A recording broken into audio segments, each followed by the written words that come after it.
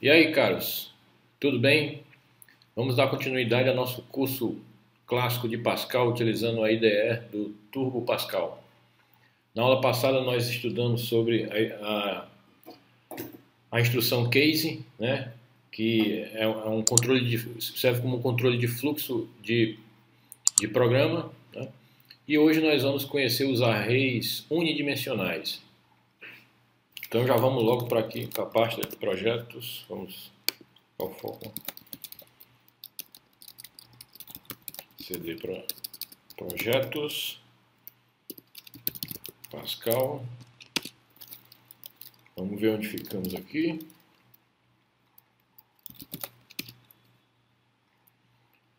Vamos para a nossa aula de número 13, Turbo, aula 13,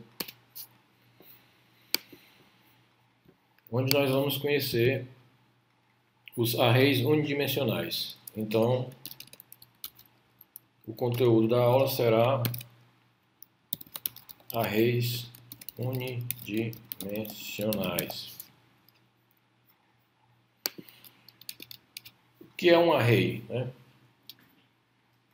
Digamos que você precise preencher uma coleção de variáveis.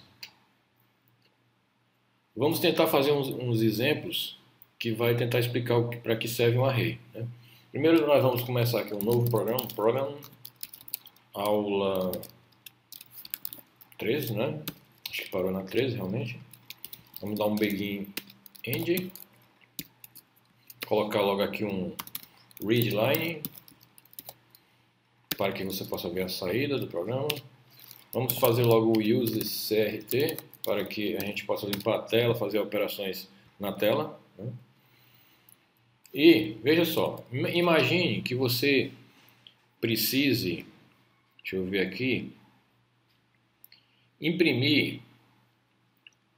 definir valor para 3 variáveis. Vamos tentar aqui ver um caso mais parecido com um caso real. Por exemplo, você tem que definir a nota de 3 alunos para tirar uma média, né? Então, o que você faria? Você faria assim, nota aluno 1, que é uma nota que vai de 1 a 10, podemos definir o tipo de dados, como vimos em aulas anteriores, como byte. Então, nós temos a nota aluno 2, que também seria um byte. Temos nota aluno 3, que seria também um byte. Então, nós iríamos, digamos que nós quiséssemos atribuir nota a esses alunos, a nota de cada aluno, e depois tirar uma média, né? Algo desse tipo. Estou tentando inventar aqui uma situação da vida real em que você vai precisar de um array. Então, você vai perguntar as notas dos alunos. Na verdade, para poupar tempo, como você já conhece o write, o read, para ler, perguntar dados para o usuário e depois pôr eles em variáveis, então nós já vamos atribuir as notas aqui. Vamos dizer que nota aluno 1 é igual a um 6. Vamos dizer que nota, se bem que notas realmente não poderiam não ser bytes, né? Poderia ser um número real, porque a nota não é sempre inteiro, byte é um número inteiro, né? Então, mas para que facilite aqui a compreensão, nós vamos colocar como byte. E a nota do aluno 3, digamos que foi tanta nota baixa, vamos colocar uma nota maior aqui. O aluno 3 ganhou um 10. Então, você iria imprimir para o usuário o seguinte. Eu vou até criar uma variável média aqui, né? Média, que nós vamos fazer ela do tipo real, porque pode dar quebrada a média, né? E nós vamos criar também uma variável do tipo soma, pois nós vamos somar as notas, né? Vamos colocar ela do tipo byte aqui, por enquanto, né? Então, nós iríamos dizer que a soma seria a nota do aluno 1 mais a nota do aluno 2 mais a nota do aluno 3. E a média seria a soma dividido por 3. Então, nós iríamos imprimir para o usuário assim, a média dos 3 alunos é. Vamos fechar aqui e colocar média.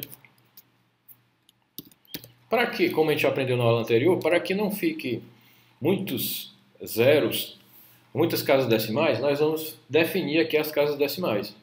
Nós vamos colocar aqui um tamanho mais ou menos 10 para a média e vamos dizer que nós só queremos 2 casas decimais para a média.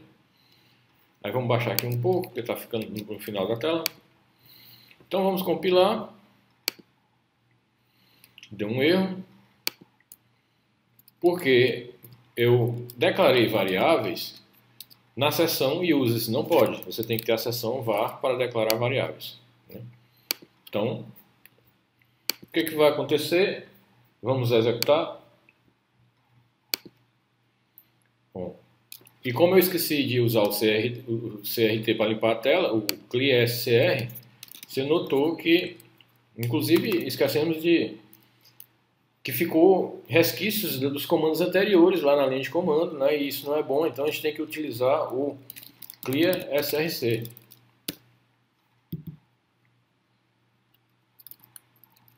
O clear-scr, vamos colocar aqui também, aproveitar para colocar o nome da nossa aula, né? Que é arrays unidimensionais, né? Unidimensionais, certo? E vamos dar uma linha aqui. Write line, sem nada. Compilando novamente. E executando, nós vamos ter a mensagem. A média dos 3 alunos é 6,67. Na verdade, até nós erramos aqui, que seria... não é comum a gente fazer média de 3 alunos, né? Então, vamos, para que não fique assim tão fora da realidade, vamos dizer assim, que é média do mês 1. Aliás, para que esse mês? Nota 1 do aluno, nota 2 e nota 3, né? Então, aqui nós vamos dizer que a nota 1, que agora o que eu estou querendo dizer é que nós temos apenas um aluno, né? E nós temos apenas um aluno e 3 notas, né? E a soma, claro que terá que apontar para as notas 1, 2 e 3, né? Pronto. Então vamos executar. E o resultado será o mesmo, porque nós só trocamos o nome da variável.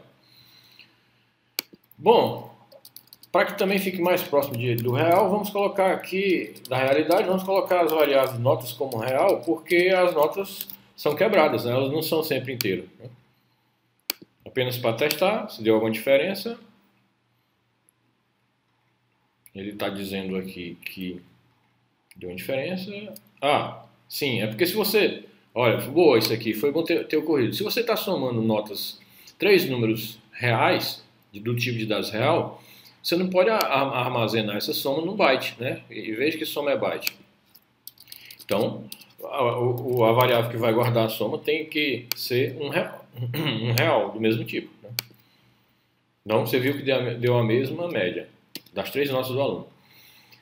Agora, digamos que este seja uma aula especial desse aluno que precise aí de tirar uma média de 20 notas durante o mês. Você imagina você ter que criar 20 variáveis numeradas de 1 a 20.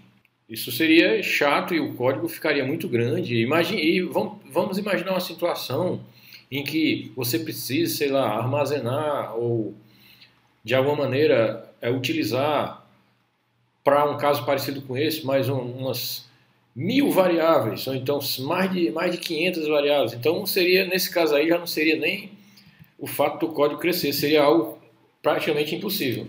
Para isso, é que existe o array. No lugar de você definir 3 variáveis, como aqui nota 1, nota 2, nota 3, você vai definir o seguinte. Você vai definir apenas a variável chamada nota e vai dizer que ela tem dimensão de 1 até 3. Isso significa que nós estamos criando um array unidimensional de 3 posições. É quase a mesma coisa de nós criarmos 3 variáveis, só que aqui vai ficar mais fácil você manipular. Por exemplo, inclusive como agora aqui vai ficar todas as notas, podemos até colocar um S para que fique no plural. O nome da variável vai ser notas e ela é um array unidimensional de 3 elementos, que varia de 1 até 3. Aqui, claro que se nós formos compilar, vai dar um erro. Primeiro porque eu errei a sintaxe aqui, né? Que a sintaxe da declaração do array não é assim. Você tem que dizer que ele é do tipo array, tem que dizer aqui o dimensionamento do array, e no lugar de colocar isso aqui, você tem que dizer que ele é um array of real, do tipo real. Ou seja, o nome do array, notas, a palavra-chave array, para indicar que é um array, o dimensionamento, né, que é de 1 a 3, ou seja, 3 posições, e o tipo de dados que você quer que cada variável do array, cada posição do array guarde, que é do tipo real. Então, se formos compilar agora, ocorrerá um erro, porque nós não temos mais essas variáveis nota 1, 2 e 3. O que nós temos é um array. Como é que nós vamos preencher esse array? Da seguinte maneira. Vamos usar as 3 posições do array que nós criamos. Nota 1. Então, notas. Posição 1, quero atribuir 6. Notas, posição 2, quero atribuir 5. Notas, posição 3, quero atribuir 9. Então, ainda vai dar erro se compilar, claro, porque aqui nós estamos somando variáveis que não existem. E você já deve saber que aqui também seria a mesma coisa. Seria a mesma coisa, mas o nome da variável não é nota, é notas, né? Então, já iria dar outro erro. Portanto, aqui, vamos compilar. Nós que não deu nenhum erro, vamos executar. E deu o mesmo resultado. Mas veja que nós não precisamos criar 3 variáveis para isso. Criamos apenas uma variável, que é um array unidimensional de 3 posições, que funciona como se fosse 3 variáveis. Mas, Márcio, qual é a vantagem disso? Está muito parecido com o código anterior. Digamos que você queira perguntar essas notas, né? Vamos fazer uma diferença, que agora você vai perguntar para o usuário essas notas. Então nós vamos criar uma variável i do tipo integer, pode até ser do tipo byte mesmo, né? Nesse caso, né? Tipo byte. E nós vamos fazer, como aprendemos na aula anterior, um for, né? For i igual a 1, 2, 3, do begin, né? End. Nós vamos, a cada volta, perguntar para o usuário a nota de cada posição do array. Por exemplo, informe a nota, né? A nota, vou dar aqui um espaço, e aqui eu vou colocar o valor do i. Vou dar outro espaço, apenas para colocar o 2 pontos aqui, e vou tirar esse ln para ele não dar uma linha, né, ficar esperando na mesma linha. E aqui o que eu vou? Eu vou dar um read numa variável. Qual seria essa variável? Um read ln. Eu iria colocar nota 1. E como seriam as próximas voltas do loop? Seria impossível. Em que momento eu iria colocar, por exemplo, a nota 2? Se eu estivesse utilizando variáveis.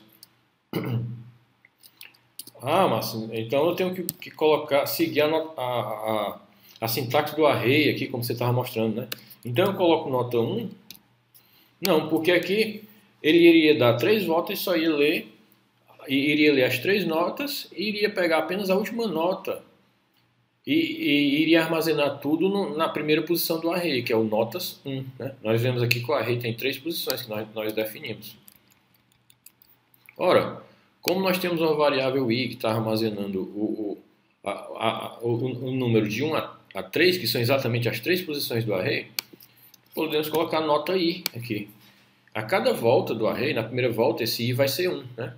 Então, ele vai dar um readline em que variável? Na posição 1, porque o i vai ser 1, do array de 3 posições unidimensional que nós criamos. Ele vai preencher as 3 posições e nós não vamos mais precisar disso aqui. Por quê? Porque nós já estamos lendo as 3 posições do array. Vamos compilar. Não deu nenhum erro. E vamos informar as notas. Note que agora está pedindo a nota 1. Vamos dizer que o aluno ganhou um 9, vamos até quebrar aqui, vamos colocar um 9,5. Vamos dizer que na nota 2 o aluno ganhou um 5,5, sei lá. Vamos dizer que na nota 3 ele ganhou um 7,5. Então, a média das 3 notas, não é 3 alunos, o texto está errado, a gente vai mudar. O cálculo da média deu isso aí.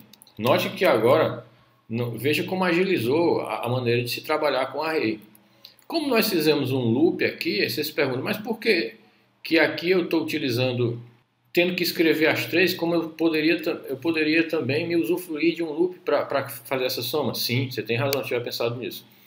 Primeiro nós vamos corrigir essa mensagem, que é a média das 3 notas, né? No caso, para ficar mais real, das 3 notas é. Pronto. Primeiro que você tem razão, a gente poderia até aproveitar o mesmo loop aqui, mas para não dificultar, eu vou criar aqui um outro loop de 1 a 3, que são as 3 posições que nós temos do array, e vou dar aqui um begin e um end. Vou dizer, não sei se vai dar para copiar isso aqui. Aliás, eu não vou precisar copiar isso aqui, né? Eu vou dizer aqui, veja só, que soma é igual a soma mais o quê? Notas e ele vai dar 3 voltas nesse loop. Vamos iniciar a soma aqui como 0, claro, para evitar problemas. A soma inicia como 0, então na primeira volta ele vai dizer que soma é igual a soma mais nota i. O que é o i? Na primeira volta vai ser 1. Então, qual é a nota 1? É a primeira nota que nós informarmos aqui no primeiro loop. Né? Então, ele vai fazer a soma do mesmo jeito. Nós temos que apagar isso aqui, porque não iremos mais precisar. Como nós estamos utilizando apenas uma linha, precisando utilizar apenas uma linha, não precisamos do begin end, né? Eu deixei propositalmente. Então a expressão ficou cada vez menor, ficou bem menor, e nós vamos agora executar. Veja que o primeiro aluno ganhou um 9,5, o segundo um 7,7 e o terceiro um 3,5. Alunos não, tá? Eu estou confundindo. As 3 notas do aluno de um aluno só foram essas. Não? Nós utilizamos também agora o loop para somar. Então nós somamos as 3 notas, dessa vez utilizando um loop, e tiramos a média, que é o valor da soma dividido por 3. Mas ainda dá para agilizar mais isso? Dá para deixar isso aqui mais ágil? Por exemplo, imagina que eu tenha que adicionar aqui em cima mais uma nota, para ficar 4 notas, né? Aí eu vou ter que lembrar de ir nesses 2 loops para aumentar isso aqui para 4, já que aumentou. Tenho que ir no loop de baixo também aumentar para 4 aqui, né? E imagina um programa grande, você ter que lembrar disso tudo. Então, para que o Pascal, ele criou umas palavras-chave para que a gente saiba qual é a dimensão menor do array e a dimensão maior. Ele criou uma palavra-chave chamada low de quê? Do array notas. E criou uma palavra-chave chamada range. Raiz de quê? Do array notas. O que isso aqui retorna? Isso aqui retorna, para mim, o primeiro índice do array, que seria 1 aqui. E o right retorna o último índice do array, que seria 4. Então vai ficar aqui em substituição, ficaria i igual a 1 to 4. Ou seja, eu não precisaria mais me preocupar com o tamanho do array. No dia que eu colocasse 5 aqui, eu não iria precisar mais mexer nos loops, porque aqui já, o resultado disso aqui já seria 5, né?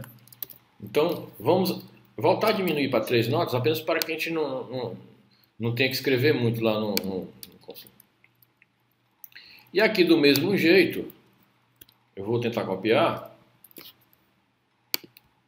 Dá um copy aqui. Tudo bem que copia, esse editor chega a copiar, que bom. E vamos tentar colar aqui. Aqui também seria do mesmo jeito, né? Vamos compilar. Ah, eu tenho que dizer que é i igual, né? Eu não posso, a sintaxe não está certa. Seria i igual a 1, que é o low notas, to 4, que é o right notas, que é a última posição de notas. Executando. Note que ele aceitou e ele já está informando a posição 1, aí, que seria a primeira nota, né? Então, 5, vamos colocar qualquer valor aqui, 6 e 7. Está dizendo que a média deu 6, né? Pronto. Eu vou comentar aqui, para que você fique aí, não esqueça do que foi feito, e vou pegar essa variável soma, igual a 0, vou excluir daqui, vou deixar ela aqui em cima, que tanto faz, né? Não vai mudar nada, vou colocar aqui soma igual a 0. Então, seria a mesma coisa, só mudei a posição. Por que eu comentei isso? Porque como a gente está num loop aqui, e ele está de acordo, quase igual a esse loop aqui, nós poderíamos acumular a soma no próprio loop aqui. Para que criar dois, né? Eu colocaria soma igual a soma mais notas i. Notas índice i, né? Ou seja, aqui eu estou lendo notas índice i e aqui eu já estou somando. Claro que eu não precisaria nem de array nesse caso aqui, bastaria ir acumulando valor numa variável e somando e no final tirar a média. Mas como isso aqui é uma aula de array unidimensional, e digamos que você precise depois, lá para baixo nesse programa, depois ter guardado essa lista de notas, né? Porque você precisaria lá mais adiante nesse programa dessa lista de notas. Então faz sentido ser um array aqui, nesse caso, né? Então se compilarmos, vamos executar,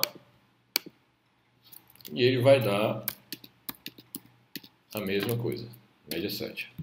Apenas nós vamos talvez aproveitar esse loop. Não, nós vamos criar aqui um novo loop para não apagar esse aí, né? Vamos apenas mostrar para o usuário as notas para que você fique mais fixa a ideia do array, né? Vamos criar aqui Poderíamos também fazer no mesmo loop, mas nesse caso, por questões didáticas, eu vou criar um outro loop aqui. I igual a low notas to hash notas do. Nós vamos apenas mostrar para o usuário as notas. Eu já não vou mais nem botar o begin end, porque já sabemos que eu já sei que só vou trabalhar com instrução. Então eu vou só escrever aqui nota. Eu vou escrever na nomenclatura do array, né, para que a saída também fixe mais o conteúdo da aula, né? Nota índice 1 igual ao quê? A notas índice i. Estou apenas imprimindo em cada linha o valor. Olha, ele vai imprimir o texto notas, vai colocar um colchete, vai pegar o valor da variável i, que na primeira linha vai ser 1, na primeira volta vai ser 1, na segunda volta vai ser 2, na terceira vai ser 3, e por aí em diante. Na verdade só até 3, porque aqui a gente dimensionou o array só até 3, mas se você colocasse 10 ali, ele iria até 10. Ele vai aqui fechar o colchete, colocar um sinal de igual, e vai pegar o valor de notas i que eu já acumulei aqui. Ele vai apenas mostrar as notas para você. Então vamos de novo aqui. A nota 1 seria 7, a 2 seria 8 e a 3 seria 9. E note que ele está mostrando agora as 3 notas, inclusive utilizando a sintaxe do array para que você vai fixar o conteúdo da aula. Só que eu esqueci de limitar aqui um pouco a quantidade de zeros, né? Vamos tentar colocar aqui com 2 casas decimais e sem fazer limite na parte esquerda, né? Então vamos lá. 6, 8, 7, 8, 9. Então, aqui as 3 notas, como você está vendo lá em cima, né? Listou as 3 notas e informou a média. Pronto. Nós ainda, essa parte, nós ainda vamos ver, que é a parte de type, mas apenas para quem já... O conteúdo da aula você já pode parar por aqui e tentar dar uma estudada sobre arrays unidimensionais, mas apenas para enriquecer mais aqui, eu vou informar para você que nós temos também, inclusive vai ser conteúdo de aulas futuras, mas para quem já quiser ir adiantando o que eu vou falar agora, já pode também ir estudando, mas já pode deixar como conteúdo fixado da aula que já foi falado até então. Mas nós podemos criar tipos, né? Eu posso criar uma seção type aqui, é mais uma seção que nós estamos aprendendo. Vamos ver melhor isso aí depois, né?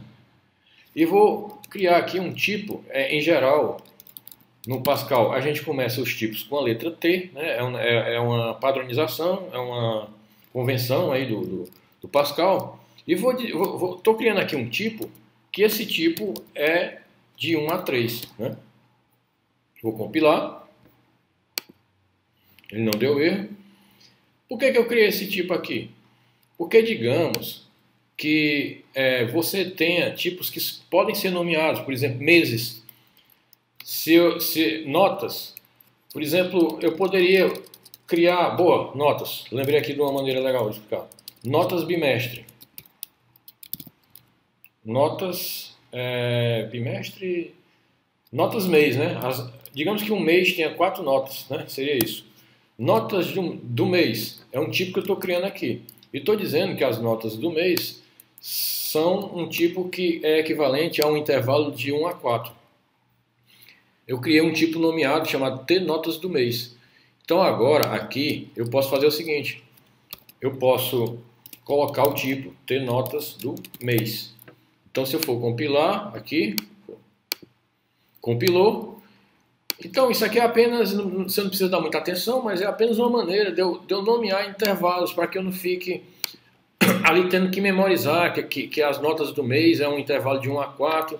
Mas aqui eu estou dando, é uma maneira de eu nomear os intervalos. Digamos que você tenha que criar um programa que tenha vários tipos de intervalos, por exemplo, meses do ano, notas do mês, né? Então, você pode também criar um tipo, é isso que eu estou querendo dizer, e colocar aqui no intervalo do array.